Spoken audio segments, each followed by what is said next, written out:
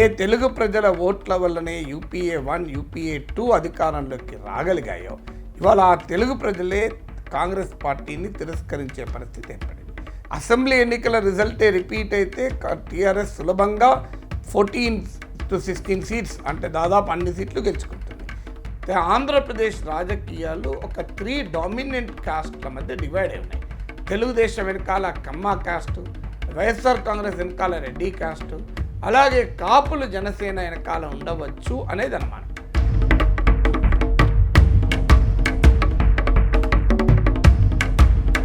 తెలంగాణలో మొత్తం 17 సీట్లు, అందులో 16 సీట్లను టీఆర్ఎస్ టార్గెట్ చేసింది. ఒక సీటు హైదరాబాద్ ఎంఐఎం తన మిత్రపక్షమైన ఎంఐఎంకు వదిలేసింది. టీఆర్ఎస్ ఈ 16 సీట్లను టార్గెట్ చేసి గెలవాలి అని లక్ష్యంగా పెట్టుకుంది. అందుకే సారు కారు 16 ఢిల్లీలో సర్కారు అని ఒక స్లోగన్ ఇచ్చారు.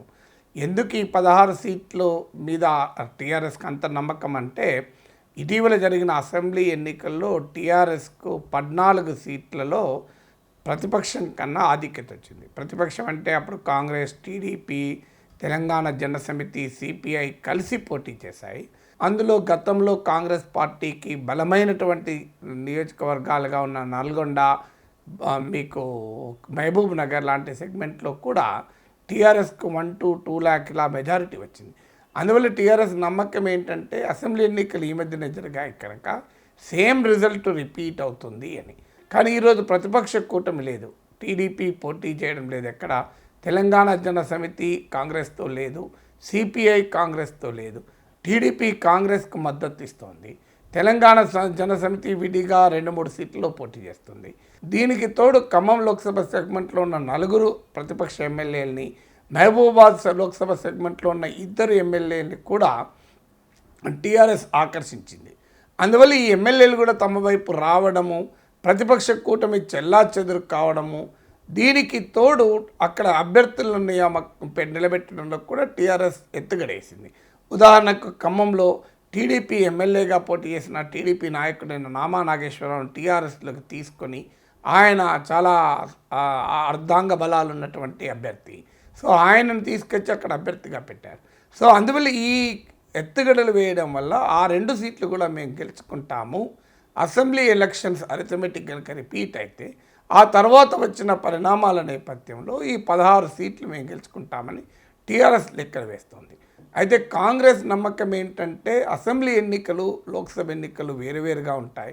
అసెంబ్లీ ఎన్నికలేమో కేసీఆర్ను ముఖ్యమంత్రిగా ఉండాలా ఉండకూడదా అనే దానిపైన ఒక రకమైన రెఫరెండంగా ఎన్నికలు జరిగాయి. కానీ లోక్సభ ఎన్నికలు వచ్చే వరకు మోడీ వ్యతిరేక పోలరైజేషన్, మోడీకి వ్యతిరేకంగా ఒక బలమైన శక్తిగా కాంగ్రెస్ ఉంది కనుక ఖచ్చితంగా తమకు కొన్ని సీట్లైనా వస్తాయని కాంగ్రెస్ నమ్మకం. ముఖ్యంగా వారు 6 సీట్లపైన కేంద్రీకరించారు. 6 to 8 సీట్స్, 6 నుంచి 8 సీట్లు. ఉదాహరణకు ఖమ్మం, మహబూబాబాద్, నల్గొండ, భువనగిరి ఇలాంటి సీట్లపైన వాళ్ళు ఎక్కువగా, మల్కాజ్గిరి ఈ సీట్లపైన ఆసక్తి పెట్టుకోవడమే కాదు, ఇక్కడ బలమైన అభ్యర్థులను కూడా పెట్టారు. మల్కాజ్గిరిలో వర్కింగ్ ప్రెసిడెంట్ రేవంత్ రెడ్డి, నల్గొండలో పిసిసి అధ్యక్షుడు ఉత్తమ్ కుమార్ రెడ్డి, భువనగిరిలో మరో ప్రముఖ నాయకుడు కాంగ్రెస్ నాయకుడైన కోమటిరెడ్డి వెంకటరెడ్డి, మహబూబాబాద్లో మాజీ కేంద్ర మంత్రి బలరాం నాయక్, ఇలా బలమైన అభ్యర్థులను కూడా పెట్టి కనీసం ఈ 6 to 8 సీట్స్ గెలుచుకోవాలనేది ఒక లక్ష్యంగా పెట్టుకున్నారు. ఈ ఖమ్మం, మహబూబాబాద్, నల్గొండ, భువనగిరి, మల్కాజ్గిరిలతో పాటు 6వ సీట్గా ఫోకస్ చేస్తుంది చేవెళ్ళలో టీఆర్ఎస్ సిట్టింగ్ ఎంపీ కొండా విశ్వేశ్వరరెడ్డి కాంగ్రెస్లో చేరి కాంగ్రెస్ తరఫున పోటీ చేస్తున్నాడు. ఇది కాకుండా నిజామాబాద్, కరీంనగర్పై కూడా కాంగ్రెస్ పార్టీ కొంత ప్రయత్నం చేయాలని ఆలోచిస్తోంది. అందువల్ల ఈ అసెంబ్లీ ఎన్నికల రిజల్టే రిపీట్ అయితే టీఆర్ఎస్ సులభంగా 14 to 16 సీట్స్ అంటే దాదాపు అన్ని సీట్లు గెలుచుకుంటుంది. కానీ లోక్సభ ఎన్నికలకు పొలిటికల్ నరేటివ్ మారితే కాంగ్రెస్ టీఆర్ఎస్ కోటలో కొంత గండి కొట్టేటువంటి అవకాశం ఉంటుంది. దానికి ఆ రకమైనటువంటి జాతీయ రాజకీయాల్లో టీఆర్ఎస్ పాత్ర ఏంటని కాంగ్రెస్ ఎదురుదాడి మొదలుపెట్టింది. అందుకే టీఆర్ఎస్ ఫెడరల్ ఫ్రంట్ అనే మాట తీసుకొచ్చి నేషనల్ పాలిటిక్స్లో కూడా టీఆర్ఎస్ సత్తా చాటాల్సిన అవసరాన్ని చెప్పి ఓట్లు తెచ్చుకోవాలని ప్రయత్నం చేస్తుంది. ఆంధ్రప్రదేశ్ మొదటి నుంచి కూడా కాంగ్రెస్ పార్టీ కేంద్రంలో అధికారంలోకి రావడంలో కీలక పాత్ర పోషించింది. ఆ రోజుల్లో 30కి పైగా సీట్లు కాంగ్రెస్ పార్టీ గెలుచుకుంది. కానీ విభజన తర్వాత ఆంధ్రప్రదేశ్లో, ప్రస్తుత ఆంధ్రప్రదేశ్లో 25 సీట్లు ఉన్నాయి, తెలంగాణలో 17 సీట్స్ ఉన్నాయి. ఈ మారిన పొలిటికల్ ఈడియం వల్ల ఇవాళ ఏ తెలుగు ప్రజలైతే కాంగ్రెస్ పార్టీకి ఢిల్లీలో పట్టం కట్టారో, ఏ తెలుగు ప్రజల ఓట్ల వల్లనే యూపీఏ 1, యూపీఏ 2 అధికారంలోకి రాగలిగాయో, ఇవాళ ఆ తెలుగు ప్రజలే కాంగ్రెస్ పార్టీని తిరస్కరించే పరిస్థితి ఏర్పడింది. ఆంధ్రప్రదేశ్లోనైతే ఇప్పటికిప్పుడు ప్రజలు కాంగ్రెస్ని క్షమించే పరిస్థితి లేదు. కాంగ్రెస్ నుంచి ప్రముఖ నాయకులు టీడీపీలో చేరి వాళ్ళ టీడీపీలో ఎంపీ క్యాండిడేట్లు అయ్యారు. ఒక రకంగా కాంగ్రెస్ పార్టీ 2019 లోక్సభ ఎన్నికల్లో ఆంధ్రప్రదేశ్ నుంచి ఆశించేది ఏమీ లేదు. అందువల్ల కాంగ్రెస్ పార్టీకి ఏమైనా ఆశ ఉంది అంటే అక్కడ అత్యధిక టీడీపీ ఎంపీలు గెలిస్తే దేశంలో బీజేపీ వ్యతిరేక కూటమి కాంగ్రెస్ నాయకత్వంలో ఏర్పడుతుంది కనుక కాంగ్రెస్ నాయకత్వంలో ఏర్పడే కూటమిలో టీడీపీ ఎంపీలకు కూడా కలిసి వస్తారు అనే ఆశ మాత్రమే కాంగ్రెస్ మిగిలింది. అందుకే రాజకీయ వర్గాల్లో ఉన్న ఒక అనుమానం ఏంటంటే కాంగ్రెస్లో బలమైన నాయకుల్ని ఆ పార్టీ నాయకత్వమే టీడీపీలోకి పంపించి టీడీపీలో అభ్యర్థులుగా చేయిస్తున్నది అనేటువంటి విమర్శలు కూడా ఉన్నాయి. అదే ఇంట్రెస్టింగ్ థింగ్ ఏంటంటే ఇక్కడ జాతీయ పార్టీ అయిన కాంగ్రెసే కాదు, మరో జాతీయ పార్టీ అయిన బీజేపీ కూడా ఇక్కడ ఏమీ లేవు. 2014లో టీడీపీతో కలిసి ఒక ఎంపీ సీట్లు తెచ్చుకున్న బీజేపీ ఇప్పుడు అవకాశమే లేదు, అసలు డిపాజిట్లు కూడా గలంత కాదు. సో ఆ రకంగా బీజేపీ తన ప్రయత్నం తాను చేస్తుంది. అంటే బలమైన నాయకుల్ని రంగంలో దించి ఏ రకంగానైనా కొన్ని ఎంపీ సీట్లైనా గెలుచుకోవాలి అనే యొక్క తీవ్ర ప్రయత్నం బీజేపీ చేస్తుంది. కానీ బీజేపీ వ్యూహం కూడా కాంగ్రెస్ వ్యూహాన్ని పోలిందే ఉంది. రెండు జాతీయ పార్టీలు కూడా తమంతట తాముగా ఎంపీ సీట్లు గెలుచుకోవడం పైన ఇవాళ కేంద్రీకరించడం లేదు. వాళ్ళు ఇవాళ చేస్తున్నవి అంటే తమ పాసిబుల్ అలైస్ లేదా ఇప్పటికే తమకు అలైస్గా ఉన్న ప్రాంతీయ పార్టీలు గెలవాలని కోరుకుంటున్నాయి. ఇలా కాంగ్రెస్ ఇప్పటికే తెలుగుదేశం తనకు అనుకూలంగా ఉంది కనుక 25 సీట్లలో మ్యాక్సిమం సీట్లు టీడీపీ గెలుచుకుంటే యూపీఏకి ఇది బలాన్ని చేకూరుతుందని కాంగ్రెస్ ఆశపడుతుంది. వైఎస్ఆర్ కాంగ్రెస్ పార్టీకి వచ్చేటువంటి సీట్లపైన బీజేపీ ఆశపడుతుంది. అంటే లోటస్ పైన కన్నా లోటస్ పాండ్ పైన బీజేపీ ఎక్కువగా ఆశలు పెట్టుకొని. అందువల్ల ఇప్పుడున్న సిచ్యువేషన్ ఏంటంటే టీడీపీ ఎంపీలు గెలిస్తే ఎక్కువ మంది కాంగ్రెస్కు బెనిఫిట్ అవుతుంది ఢిల్లీలో.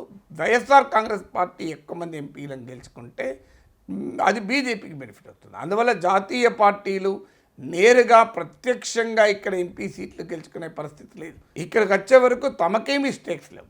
తమకు ఇప్పటికే మిత్రపక్షాలుగా ఉన్న ప్రాంతీయ పార్టీలను గెలవాలి, లేదా తమకు భవిష్యత్తులో మిత్రపక్షాలు అవడానికి అవకాశం ఉన్న ప్రాంతీయ పార్టీలను గెలవాలి. అందువల్ల ఈ రెండు గెలవకుండా ఇక ఫెడరల్ ఫ్రంట్ ఏమైనా వస్తుందా అంటే జగన్మోహన్ రెడ్డి ఇవాళ బీజేపీతో కలుస్తున్నాను అనే వాతావరణం వస్తే ఆంధ్రప్రదేశ్లో నష్టం జరుగుతుంది. ఇప్పటికే Chandrababu Naidu YSR Congress party BJP be team అని ప్రచారం చేస్తున్నాడు.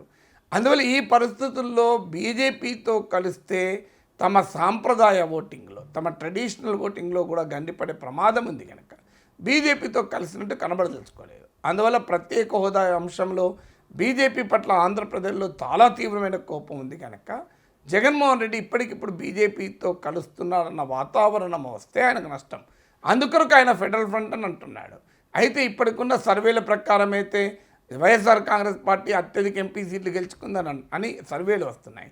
టీడీపీ ఏమో తామే 25 సీట్లు గెలుచుకుంటామని లెక్కలేసుకుంటున్నారు. జనసేన కూడా రంగంలో ఉన్నది మూడో ఫోర్స్గా. కానీ పార్లమెంట్ ఎన్నికల పైన జనసేన ప్రభావం అంతగా ఉండకపోవచ్చు. ఎందుకంటే పార్లమెంట్ ఎన్నికలు అనే వరకు లార్జర్ ఓట్ బేస్ ఉంటుంది కనుక జనసేన తెచ్చుకునేటువంటి ఓట్లు ఈ రెండు పార్టీల జయాపజయాలను అంతగా ప్రభావితం చేయకపోవచ్చు. పార్లమెంట్ ఎన్నికల్లో ఇది క్లియర్గా టీడీపీ వర్సెస్ వైఎస్ఆర్ కాంగ్రెస్గా ఒక పోలరైజ్డ్ బ్యాటిల్ అనేది మనం చూడబోతున్నాం. ఆంధ్రప్రదేశ్ అసెంబ్లీ ఎన్నికల్లో మీరు ఒక పోలరైజ్డ్ బ్యాటిల్ చూడబోతున్నాను. ఇది ఎందుకంటే 2014లో టీడీపీ, బీజేపీ, జనసేన కంబైన్. ఇందులో జనసేన అసలు సీట్లే తీసుకోలేదు, కానీ టీడీపీ బీజేపీకి బేషరతుగా మద్దతు ఇచ్చింది.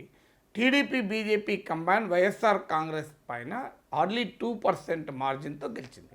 అంటే చాలా నారో మార్జిన్తో టీడీపీ బయటపడింది.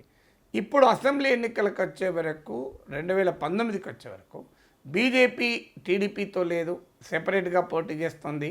జనసేన టీడీపీతో లేదు, జనసేన వామపక్షాలు బీఎస్పీ కలిసి పోటీ చేస్తున్నాయి. వైఎస్ఆర్ కాంగ్రెస్ పార్టీ సెపరేట్గా పోటీ చేస్తుంది, కాంగ్రెస్ పార్టీ సెపరేట్గా పోటీ చేస్తుంది. అయితే ఇక్కడ యాంగ్జైటీ కలిగించేది ఏం అంశం ఏంటి అంటే టీడీపీకి వైసీపీకి మధ్య చాలా అసెంబ్లీ సీట్లలో కట్ త్రోట్ కాంపిటీషన్ ఉంటుంది. అంటే నువ్వా నేనా అన్నంత రీతిలో పోటీ ఉంటుంది. అందువల్ల ఇవాళ ఆంధ్రప్రదేశ్లో ఎవరు అధికారంలోకి వస్తారు అనే దాన్ని ఒక రకంగా జనసేన నిర్ణయిస్తుంది అనే వాతావరణం ఏర్పడింది. అంటే పవన్ కళ్యాణ్ ఎన్నికల తర్వాత కుమారస్వామి లాగా కింగ్ మేకర్ అవుదామని అనుకుంటున్నాడు. ఎన్నికల ముందు ఎలా అవుతున్నారంటే జనసేనకు వచ్చే ఓట్లు ఎలక్షన్ రిజల్ట్ ఎటువైపు తిరుగుతుందా అనేది డిసైడ్ చేస్తుంది. అంటే జనసేన తన అభ్యర్థుల్ని తాను గెలిపించుకోలేకపోవచ్చు, కానీ వైఎస్ఆర్ కాంగ్రెస్ అభ్యర్థినో టీడీపీ అభ్యర్థినో ఓడించగలిగే శక్తి మాత్రం జనసేనకు ఉంటుంది. అందువల్ల జనసేన టీడీపీ కలిసి ఉన్నా, జనసేన వైఎస్ఆర్ కాంగ్రెస్ కలిసి ఉన్నా కూడా స్వీప్ అయ్యేవాళ్ళు. కానీ జనసేన విడిగా పోటీ చేయడం వల్ల ఇవాళ అందరికీ ఆశ్చర్యాన్ని కలిగించేది ఒక సెఫాలజిస్ట్ నైట్మేర్గా మారింది ఏంటి అంటే జనసేనకి ఎన్ని ఓట్లు వస్తాయి, అది ఏ పార్టీ ఓట్లు వస్తాయి.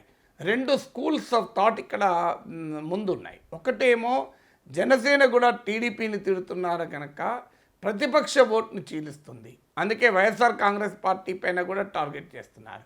సో అందువల్ల ప్రతిపక్ష vote, anti government vote, anti incumbency vote Janasena ఎక్కువగా చీలుస్తుంది కనుక ఇది జగన్మోహన్ రెడ్డికి నష్టం జరుగుతుంది, టీడీపీకి లాభం జరుగుతుంది. దానికి తోడు జనసేన వామపక్షాలతో కూడా కలవడము, బీఎస్పీతో కలవడం వల్ల యాంటీ గవర్నమెంట్ ఓటు కొంత బలంగానే చీలుస్తుంది అనేది ఒక థియరీ. అందులో బీఎస్పీతో కలవడం ద్వారా దళిత్ ఓటు ఈ కూడా జనసేన ఆకర్షించే ప్రయత్నం చేస్తోంది. దళిత్ ఓటు ఇప్పటి వరకు కూడా ఆంధ్రప్రదేశ్లో వైఎస్ఆర్ కాంగ్రెస్ వెనకాల ర్యాలీ అయింది. ఇదే జరిగితే యాంటీ గవర్నమెంట్ ఓటు స్ప్లిట్ అయ్యి యాంటీ టీడీపీ ఓటు స్ప్లిట్ అయ్యి టీడీపీ గెలవటానికి అవకాశం ఉంటుంది. ఆంధ్రప్రదేశ్ రాజకీయాలు ఒక 3 డామినెంట్ కాస్ట్ల మధ్య డివైడ్ అయి ఉన్నాయి. తెలుగుదేశం వెనకాల కమ్మ కాస్టు, వైఎస్ఆర్ కాంగ్రెస్ వెనకాల రెడ్డి కాస్టు, అలాగే కాపులు జనసేన వెనకాల ఉండవచ్చు అనేది అనుమానం. ఇప్పటికీ టీడీపీయే కాపు ఓట్లో మెజారిటీ ఓట్ను కలిగి ఉంది. 2014లో మొదటిసారి కాపు ఓట్ ఆంధ్రప్రదేశ్ చరిత్రలో కాంగ్రెస్ నుంచి టీడీపీకి షిఫ్ట్ అయింది. కారణం ఏంటంటే ప్రజారాజ్యం విఫలం కావడం, పవన్ కళ్యాణ్ టీడీపీకి మద్దతు ఇవ్వడం, ఆ రోజుల్లో అన్నిటికీ మించి రాష్ట్ర విభజన వల్ల కాంగ్రెస్ పైన కోపంతో ఉన్న కాపులు టీడీపీకి ఓటేశారు.